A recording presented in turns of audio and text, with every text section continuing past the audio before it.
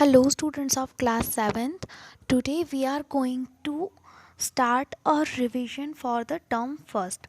Term first में students आपको बहुत सारे क्वेश्चंस मैं आपको यहाँ पर रिवीजन में दे रही हूँ, उनको आपको रेगुलरली लर्न करना है और उन क्वेश्चंस को कॉपी में राइट एंड लर्न करना है, ठीक है।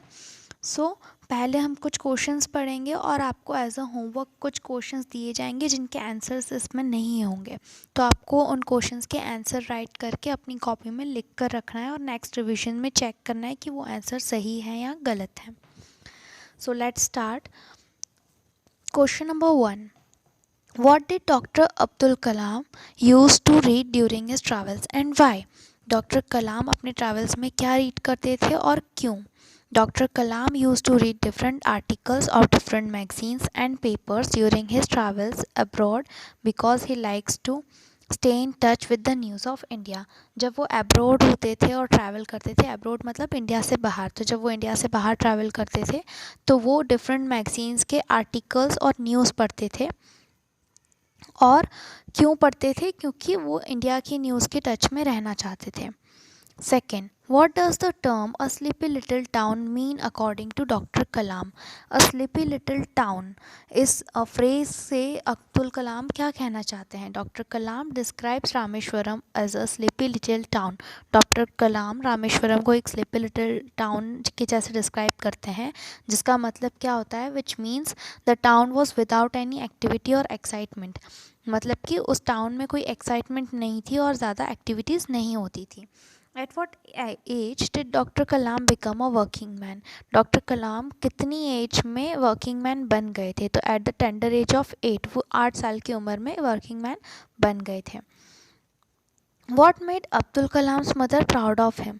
अब्दुल कलाम की मदर प्राउड क्या ऐसी चीज़ हुई थी जिसकी वजह से वो प्राउड थी अब्दुल कलाम पर? तो Abdul Kalam's intense routine of studies and providing financial help to the family made his mother proud of him. तो अब्दुल कलाम की जो रूटीन स्टडीज़ होती थी और फाइनेंशियल हेल्प जो अपनी फैमिली को देते थे, उसकी वजह से उनकी मदर को उनके ऊपर प्राउड था। Question number 5. Who influenced Dr. Kalam in his early life and why did Dr. Kalam respect him so much? तो डॉक्टर कलाम को अर्ली लाइफ में किसने इन्फ्लुएंस किया था और वो उनको इतना रिस्पेक्ट क्यों करते थे? Doctor Kalam's cousin Shamsuddin influenced him a lot in his early life. उनके कज़िन शमसुद्दीन ने उनके अर्ली लाइफ में उनको बहुत ज़्यादा इन्फ्लुएंस किया है। Doctor Kalam respected him because Shamsuddin showed a lot of affection for him and encouraged him in many ways. Doctor Kalam उनको रिस्पेक्ट करते क्योंकि शमसुद्दीन ने उनको बहुत ज़्यादा अफेक्शन दिया था, प्यार दिया था और उनको अलग अलग तरीक़ों से एनकरेज किया था। एनकरेज करना मतलब मोटिवेट करना। दो Shamsuddin was not well travelled और हाईली एजुकेटेड। शमसुद्दीन ज़्यादा एजुकेटेड और ज़्यादा ट्रैवल भी नहीं किया था उन्होंने, but he guided Abdul Kalam and understood his deepest thoughts and feelings before it was uttered. लेकिन फिर भी उन्होंने अब्दुल कलाम को गाइड किया और उनके डीपेस्ट थाट्स और फीलिंग्स को अंडरस्टैंड करके उनके बोलने से पहले ही समझ लिया था। He was a person who could reach out beyond the narrow confines of daily lives and see the larger world. और शमसुद्दीन एक ऐसे इंसान थे जो डेली लाइफ मतलब हमारी रोज़ की ज़िंदगी की नैरो कन्फाइंस, छोटी से छोटी शिकायतें भी इस पूरे बड़े वर्ल्ड में समझ सकते थे। Sixth, what was Abdul Kalam's routine when he helped his cousin to deliver newspapers during the war second? तो वर्ल्ड वॉर सेकेंड के टाइम पे अब्दुल कलाम का रूटीन क्या था जब वो अपने कज़न को न्यूज़पेपर डिलीवर करते थे? तो रूटीन मतलब क्या होता है स्टूडेंट्स, कि जब हम सुबह से लेकर रात तक का पूरा रूटीन बताते हैं उसको रूटीन बोलते हैं। तो ये अगर आपको आंसर बड़ा लग रहा है तो आप इनको कुछ पॉइंट में भी डिवाइड कर सकते हो, ठीक है। Shamsuddin offered an 8-year-old Abdul Kalam the job of catching the bundles of papers which was flung out of the passing train on to the platform. Shamsuddin ने 8 साल के जब अब्दुल कलाम थे तब उनको एक जॉब ऑफ़र किया था कि वो प्लेटफॉर्म पे न्यूज़पेपर्स फेंकें। Abdul Kalam's had to accommodate this work with this normal routine of studies and school. Abdul Kalam को ये वर्क करना पड़ा था जब वो स्कूल में स्टडीज़ कर रहे थे और अपने नॉर्मल रूटीन में थे। At dawn after a bath he had to go for his mathematics tuition. Dawn मतलब सुबह सुबह के समय. तो सुबह सुबह के समय नहाने के बाद उन्हें मैथमेटिक्स ट्यूशन जाना होता था. There he studied for an hour and his father took him to the Arabic school to learn the Quran Sharif. और वहाँ पर वो 1 घंटे तक पढ़ते थे मैथमेटिक्स ट्यूशन में, और उसके बाद में उनके फादर उनको अरबिक स्कूल में लेकर जाते थे कुरान शरीफ लर्न करने के लिए. After his lessons Kalam then went to station where we would wait for the train and the newspaper bundles. तो लेसन्स के बाद में कलाम स्टेशन पर जाते थे और जहाँ पर वो ट्रेन का वेट करते थे और न्यूज़पेपर बंडल्स का भी वेट करते थे. Which would be thrown on to the platform, जो प्लेटफॉर्म पर ट्रेन में से डाले जाते थे. Abdul Kalam then would divide the papers into batches according to the neighbourhood. और फिर अब्दुल कलाम उन पेपर्स को डिवाइड करते थे, मतलब उनकी डिवीज़न करते थे नेबरहुड के according. For an hour who would deliver the papers, और 1 घंटे तक वो पेपर्स डिलीवर करके then by 8 AM he would return home to prepare for school. और सुबह 8 बजे वो घर पर आ जाते थे और स्कूल के लिए प्रिपरेशन स्टार्ट कर देते थे. In the evening he would sit with his cousins to read newspaper of the day. शाम के टाइम पे वो अपने कज़िन के साथ में बैठकर न्यूज़पेपर पढ़ते थे. Also there was homework to be done and play with his friends. और शाम के टाइम पे वो होमवर्क भी करते थे और अपने फ्रेंड्स के साथ भी खेलते थे. By 9 PM he would be ready for sleep. और 9 बजे तक वो सो जाते थे. Question number 7, which season is described in the story the tremendous tree. तो द ट्रिमेंडस ट्री में कौन सी सीज़न डिस्क्राइब की गई है? Summer season. The summer season is described in the story. 8th, what does the author mean by more than a little unwashed behind the ears? तो इस sentence से author क्या समझाना चाहते हैं? ऑथर ये समझाना चाहते हैं कि वो इनएक्सपीरियंस्ड हैं. The author here means that they have only recently arrived in a new place और जॉब. ऑथर का मानना ये है कि वो अभी नई प्लेस पर आ चुके हैं या कोई ऐसी जगह है, कोई ऐसी चीज़ है जो उन्होंने अभी तक एक्सपीरियंस नहीं की है. And are therefore still not experience. इसलिए वो कुछ ऐसा इंसिडेंट है जो उन्होंने कभी एक्सपीरियंस नहीं किया है, इनएक्सपीरियंस है वो उसमें. तो आप स्टिल नॉट एक्सपीरियंस लिख सकते हो. What did the morning, evening and after dinner walks reveal to the residents? Morning, evening और आफ्टर डिनर वॉक्स से रेसिडेंट्स को क्या पता चला? The morning, evening and after dinner walks reveal to the residents that 11 houses were deprived of water. तो residents को ये पता चला कि 11 घरों में पानी की कमी है. What did the residents realize? Residents को क्या रियलाइज़ हुआ? The residents realise that the water was stolen by a gulmohar tree. Residents को ये रियलाइज़ हुआ कि पानी के कौन चुरा रहा था? गुलमोहर ट्री चुरा रहा था. 11th, how has the author describe the onset of summer. तो समर का टाइम ऑथर ने कैसे डिस्क्राइब किया है? समर का टाइम ऑथर ने कैसे डिस्क्राइब किया है? The summer was so strong. Summer बहुत स्ट्रॉन्ग थी, हॉट थी और ह्यूमिड थी. हॉट एंड ह्यूमिड मतलब बहुत ज़्यादा गर्मी और तीखी गर्मी थी. That it wilted everything else, कि उसने सब कुछ तबाह कर दिया. विल्ट करना मतलब तबाह करना. The birds painted. बर्ड्स जो थे वो उदास हो चुके थे. Their beaks open. उनकी जो चोंच थी वो खुली रहती थी क्योंकि पानी की कमी थी. Looking for stray droplets of water. किसके लिए वो हमेशा क्या झांकती रहती थी, किसके बारे में देखते रहते थे? स्ट्रे ड्रॉपलेट्स ऑफ वाटर मतलब कहीं से उनको थोड़ी बहुत कुछ पानी की बूंदें मिल जाए. Tar on the road burn the rubber soled shoes. Tar मतलब डमर. तो जो रोड पे डमर होता है वो ज़्यादा गर्मी के कारण उस जो रबर के सोल वाले शूज़ होते हैं वो जल रहे थे. And cause blisters on feet. और उसकी वजह से फीट्स पे छाले आ रहे थे. The author compares the heat to living in an oven. तो ऑथर यहाँ पे कंपेयर करते हैं हीट को किससे? कि वो एक जैसे मानो एक ओवन में रह रहे हों. Which has been turned on to maximum temperature. और ऐसा ओवन जिसको ऑन करके मैक्सिमम टेम्परेचर पे ऑन कर रखा हो. The gulmohar tree with its blazing flowers remain indifferent to the summer heat. तो गुलमोहर ट्री अपने फ्लावर्स के साथ में इस समर की हीट में भी इनडिफरेंट था, मतलब कि बिना चेंज हुए हुए था. The flowers were so glowing and bright that they hurt the eyes. तो उसके फ्लावर्स इतने ज़्यादा ग्लो और ब्राइट कर रहे थे कि वो उनकी आँखों में चुभ रहे थे.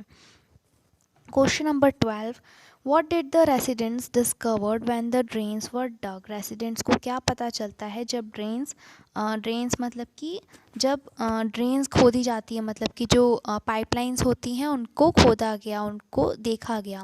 When the drains were dug the residents discovered that there was no seepage और ब्रेकेज। तो ड्रेन्स जब खोदे गए तो रेसिडेंट्स को पता चला कि कोई सीपेज और कोई ब्रेकेज या कोई लीकेज नहीं था। But was amazing that the gulmohar tree which heated as much water as the heat humans had sent out its roots in different direction in search of water। पर अमेजिंग थिंग क्या थी कि गुलमोहर tree जो कि इतनी ही ज़्यादा गर्मी सह रहा था जितनी ह्यूमंस सह रहे थे, उसने अपनी रूट्स फैला ली थी डिफरेंट डायरेक्शंस में पानी की सर्च में। और पानी की सर्च में डिफरेंट डायरेक्शंस में फैलाने की जब वो अपनी रूट्स फैला रहा था तो वो पाइपलाइन से टच हो गई थी। 13 When did the enormous earthquake triggered a tsunami? तो अर्थक्वेक ने सुनामी को कब ट्रिगर किया, मतलब कि अर्थक्वेक की वजह से सुनामी कब आई। An enormous earthquake triggered a tsunami on 11 March 2001। तो एक बड़े अर्थक्वेक की वजह से सुनामी 11 मार्च 2011 में आई थी। Question number 14 Amongst the damage and destruction whose incredible tales were emerged। तो इस सब डैमेज और डिस्ट्रक्शन के बीच में किसकी गाथाएं इमर्ज हुई, मतलब किसकी स्टोरीज इमर्ज हुई। The incredible tales of survivors of the calamity. इस कैलेमिटी में जो भी सर्वाइव कर गए, जो भी बच गए इतने परेशानी होने के बाद भी, तो उनकी इनक्रेडिबल गाथाएं that were emerged among the damage and destruction.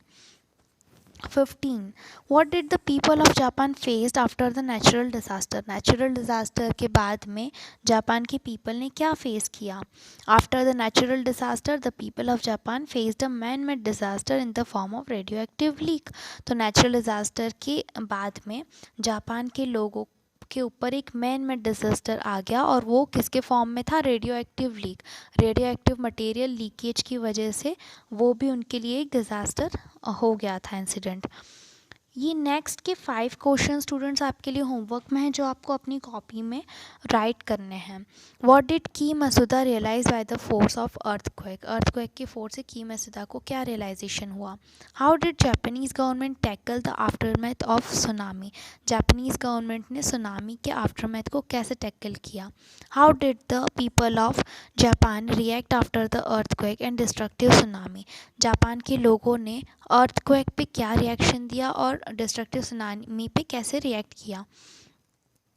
What does the sentence "It is hard to be self-possessed with your jaw digging into your chest" mean? ये जो सेंटेंस है कि हमारी चेस्ट तक हमारा जॉ जब डिग हो जाता है तब हमारे लिए सेल्फ पोसेस्ड रहना मुश्किल होता है, इसका मतलब क्या होता है। What do you understand by the sentence "Your mouth is like a section of road that is being worked on". तो इस सेंटेंस का मीनिंग क्या है। आपको ये 5 क्वेश्चंस के आंसर अपनी कॉपी में लिखने हैं और लर्न करने हैं। This is your homework among with this 15 questions which I have given with answers. Okay, तो ये 20 क्वेश्चंस करने के बाद आपको चैप्टर फर्स्ट में वर्ड पावर करना है सिमिली एंड मेटाफर। तो आपको पता है सिमिली एंड मेटाफोर क्या होता है। सिमिली मतलब सिमिली और मेटाफोर दोनों ही लिटरेरी डिवाइसेस होते हैं जब हम सेंटेंसेस में कंपैरिजन करते हैं। तो जब हम किन्हीं दो चीज़ों को कंपेयर करते हैं तो हम सिमिली या मेटाफर यूज़ करते हैं। सिमिली कब यूज़ करते हैं, जब हम एज या लाइक वर्ड लगा के कंपेयर करते हैं, एस या LIKE लाइक, तब हम क्या बोलते हैं कि ये सिमिली है। और जब हम इनडायरेक्ट कंपैरिजन करते हैं तब हम क्या बोलते हैं, मेटाफर। जैसे as busy as a bee, तो बी के जैसे बिजी होना, तो ये क्या है, एक सिमिली है। और life is like a dream, तो ड्रीम लाइक के जैसे हमने लाइफ को ड्रीम से कंपेयर किया है तो ये एक सिमिली है। लाइफ इज़ अ ड्रीम, तो ऐसे सेंटेंसेस जिसमें हम किसी एक चीज़ को, किसी एक थिंग, पर्सन, प्लेस या थिंग, किसी को भी जब किसी और से कंपेयर करते हैं या किसी और का नाम दे देते हैं तब हम क्या बोलते हैं, metaphor, without using like and as. तो उस सेंटेंस को हम क्या बोल देते हैं, मेटाफर। तो ऐसे ही आपको जो लेट्स ट्राई 5, लेट्स ट्राई 6 और आपकी जो प्रैक्टिस बुक में क्वेश्चंस हैं सिमिली और मेटाफर के, वो आपको अपनी कॉपी में करने हैं, समझने हैं और उनको अंडरस्टैंड करना है। बिल्डिंग ब्लॉक्स और आपका चैप्टर 1 में सिमिली और मेटाफोर है ग्रामर में, चैप्टर 2 में आपका आ जाता है नाउन्स। तो नाउन्स के आपको टाइप्स याद करने हैं, कितने टाइप्स के नाउन्स होते हैं और कितने टाइप्स के नाउन्स होते हैं, जैसे कि singular noun, plural noun, countable noun, uncountable noun, common noun, proper noun, abstract noun, concrete noun, collective noun और मटेरियल नाउन। और इनके स्टूडेंट्स आपको एग्जाम्पल्स लर्न करने हैं। ये क्या होता है आपको अच्छे से समझ के आपको इनके एग्जाम्पल्स लर्न करने हैं। जैसे काउंटेबल नाउन्स में आपको क्या मिल जाएगा, ऐसे नाउन्स जिनको हम काउंट कर सकते हैं, जो सिंगुलर और प्लूरल फॉर्म में हो सकती हैं, तो उनको हम काउंटेबल बोल सकते हैं। तो आपको लेट्स ट्राई 7, लेट्स ट्राई 8 और लेट्स ट्राई 9। लेट्स ट्राई 8 के पहले आपको मिलेगा फॉर्मेशन ऑफ नाउन्स। तो आपको वर्ड जैसे कि दिया हुआ है अरेंज, तो अरेंज एक नाउन नहीं है, ना ये किसी पर्सन का नेम है, ना किसी प्लेस का नेम है, ना किसी चीज़ का नेम है। लेकिन जब हम इसमें सफिक्स लगा लेंगे मेंट, MENT, तब अरेंजमेंट एक तरीके की हमारी थिंग्स बन जाएंगी। थिंग्स का अरेंजमेंट होता है, मैनेजमेंट होता है, ठीक है। तो अब ये हमारे लिए क्या हो गई, थिंग हो गई, और अब हमारे लिए क्या हो जाएगा, नाउन हो जाएगा। तो हमें जब वर्ड्स में सफिक्स लगा के नाउन फॉर्मेशन करना होता है तो उसको हम बोलते हैं फॉर्मेशन ऑफ नाउन्स। तो यही आपको सफिक्स, कौन से नाउन्स में क्या सफिक्स लगाने हैं, ये आपको लर्न करना है। और लेट्स ट्राई 8 और लेट्स ट्राई 9 जो कि फॉर्मेशन ऑफ नाउन से रिलेटेड है। और इसके बाद में आपको प्रैक्टिस बुक में चैप्टर 2 में नाउन्स के टॉपिक्स भी कॉपी में करने हैं। तो आज के लिए आपका होमवर्क है 15 questions with their answers and 20 questions, 5 questions are for your homework. और 2 ग्रामर टॉपिक हैं, सिमिली एंड मेटाफोर और नाउन। तो ये सारी चीज़ें आपको इस पूरे वीक में करनी है। और अगले मंडे और ट्यूसडे को जब अपना नेक्स्ट रिवीजन होगा तब हम आगे के क्वेश्चंस करेंगे। तब तक कीप स्टडिंग।